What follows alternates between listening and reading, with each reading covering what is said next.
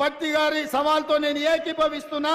వ్యవసాయ రంగమైన, సాగునీటి ప్రాజెక్టులైనా, లేకపోతే సంక్షేమ పథకాలైనా మా పార్టీ తరఫున భట్టి గారు, ఉత్తమ్ గారు వస్తారు.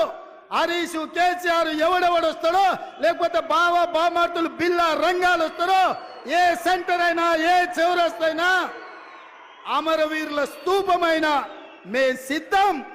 మీకు సీము నెత్తురుంటే చర్చకు రండి. 10 ఏళ్ల మీ పాలన, 8 నెలల మా ఇందరమ్మ పాలన మీద సత్త పెడదాం, సవాలు చేద్దాం. తెలంగాణ సమాజాన్ని న్యాయం చెప్పమని అడుగుదాం. ఒడ్డు పడుకున్నాం కదా అని, టీవీలు పేపర్లు ఉన్నాయి కదా అని నోటికొచ్చిన అబద్ధం చెప్పి ఈ అబద్ధాలని పేపర్లలో రాసి ప్రజల్ని మభ్యపెట్టాలనుకుంటున్నారా? ఇవాళ నిజంగానే హరీష్ రావు, నువ్వు చెప్పింది నిజమైతే, కాంగ్రెస్ పార్టీ పేదలకు అన్యాయం చేస్తే నువ్వే సవాలు విసిరినావు కదా, సిద్దిపేట రాజీనామా చేస్తా అని. రాజీనామా చెయ్యి, సిద్దిపేటలో నువ్వు ఎట్లా గెలుస్తావో నేను చూస్తా బిడ్డ. నువ్వు అనుకుంటున్నావేమో సాగుతుందని, దేనికైనా సాగుతుంది. వయసులో ఉంటే పంది కూడా అందంగానే కనిపిస్తుంది.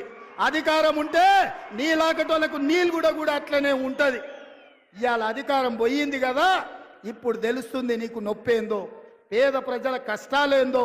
అందుకే ఇవాళ తండ్రి ముఖం సాటేసిండు, ఫామ్ హౌస్లో వండుకున్నాడు. ఇవాళ ఆయన ఫామ్ హౌస్లో నుంచి బయటికి వస్తలేడు. బయటికి వచ్చినోడు వీడు అబద్ధాలు చెప్పుడు ఆపుతలేడు. అందుకే మిత్రులారా, అప్రమత్తంగా ఉండండి.